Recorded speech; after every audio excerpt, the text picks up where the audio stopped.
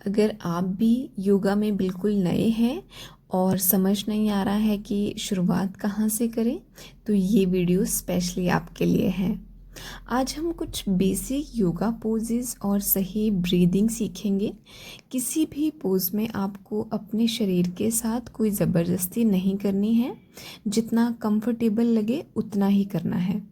सबसे पहले आप आराम से बैठ जाइए, रीढ़ की हड्डी सीधी रखिए, आंखें बंद कर सकते हैं और गहरी सांसें लीजिए और धीरे से छोड़िए। इसी तरह से आपको 5 बार करना है। इससे शरीर और मन दोनों प्रैक्टिस के लिए तैयार हो जाते हैं। सबसे पहले हम ताड़ासन करेंगे। उसके लिए आप पहले सीधे खड़े हो जाइए। दोनों पैरों पर बराबर वेट रखना है। कंधों को बिल्कुल रिलैक्स रखिए। सांस लेते हुए दोनों हाथ ऊपर उठाइए और एड़ियों को ऊपर उठाकर पंजों पर आ जाइए। कुछ समय तक सांस को इसी अवस्था में रोक कर रखें या फिर आप नॉर्मल ब्रीदिंग भी कर सकते हैं। फिर सांस छोड़ते हुए एड़ियों को नीचे लाएं और हाथों को भी धीरे धीरे नीचे लाएं। ये हमारा एक चक्र कंप्लीट हुआ। ऐसे ही आप फिर से एक चक्कर करें।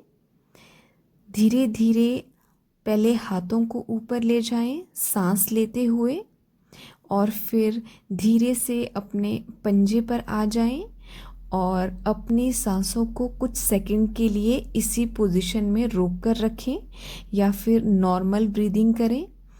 4 से 5 सेकंड तक आप रोक सकते हैं और फिर धीरे से सांस छोड़ते हुए अपने हाथों को वापस नीचे लाएं और वापस अपने पैरों को भी वापस अवस्था में रखें। इस तरह से आपको रोज़ 5 से 10 चक्र आप कर सकते हैं। नेक्स्ट जो आसन है वो आता है हमारा कैट काउ आसन, जिसे हम मार्जरी आसन भी कहते हैं।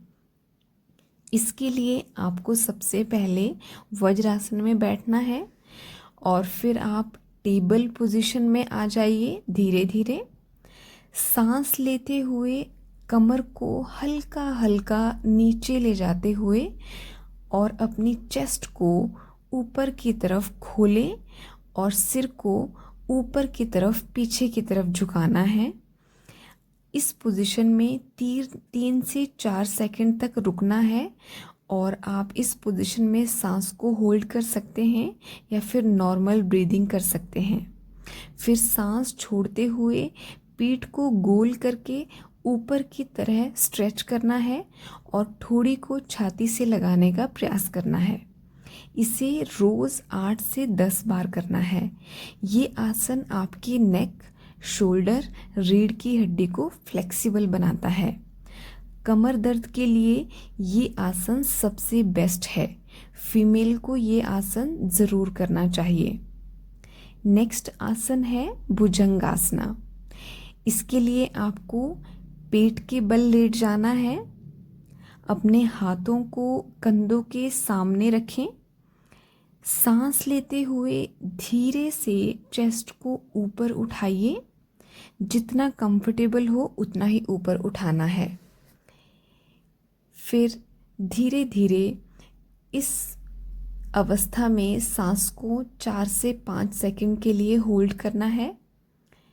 फिर धीरे धीरे आप वापस आ जाइए सांस छोड़ते हुए और अपने हाथों को कंधे के सामने ही रखना है और कुछ टाइम के लिए रिलैक्स रहें। ऐसे ही आप सेकंड चक्र के लिए तैयार हुए। धीरे धीरे अपने चेस्ट को और सर को ऊपर की तरफ ओपन अप करें और गहरी सांस लें। फिर इसी अवस्था में 4 से 5 सेकंड तक अपनी सांसों को होल्ड करें और फिर धीरे धीरे सांस छोड़ते हुए वापस उसी पोजीशन में आना है और फिर अपनी बॉडी को पूरी तरह से रिलैक्स करें। ये आसना बैक पेन, कंधों में दर्द से राहत देता है। नेक्स्ट आसना है बाल आसना। ये मेरा फेवरेट आसन है। जब मेरा योगा कंप्लीट हो जाता है तो मैं बहुत एक्साइटेड रहती हूँ इस आसन को करने के लिए, क्योंकि ये आसना आपकी पूरी बॉडी को कंप्लीट रिलैक्स करता है, आपकी पूरी बॉडी की सारी थकान को मिटा देता है। इसके लिए पहले आपने वज्रासन में बैठना है। अपनी एड़ियों को हिप्स से थोड़ा बाहर को रखिए, अपने घुटनों को भी थोड़ा बाहर की तरफ खोलिए।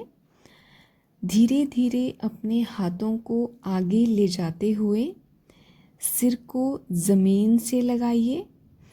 इस आसन में आपको सिर्फ नॉर्मल ब्रीदिंग करनी है और पूरा फोकस ब्रीदिंग के साथ साथ अपनी बॉडी की मसल्स की तरफ रखना है।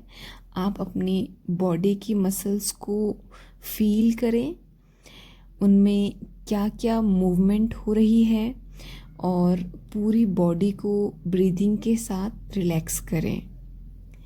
इस आसना को आप रोज़ 1 से 2 मिनट तक कर सकते हैं। फिर नेक्स्ट आसना आता है शवासना। ये आसन सबसे अंत में करना चाहिए, या फिर आप इस आसना को कभी भी बॉडी को रिलैक्स करने के लिए कर सकते हैं। आप इसे दिन में भी कर सकते हैं, रात को भी कर सकते हैं सोते समय, या फिर सुबह के टाइम जब आपकी पूरा वर्कआउट, पूरी एक्सरसाइज, योगा कंप्लीट हो जाता है तो लास्ट में आप पूरी बॉडी को रिलैक्स करने के लिए कर सकते हैं।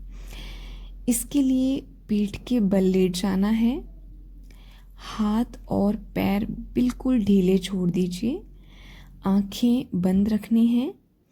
अब 3 से 4 गहरी सांसें लेनी है और हर सांस के साथ अपनी पूरी बॉडी को ढीला करते जाना है।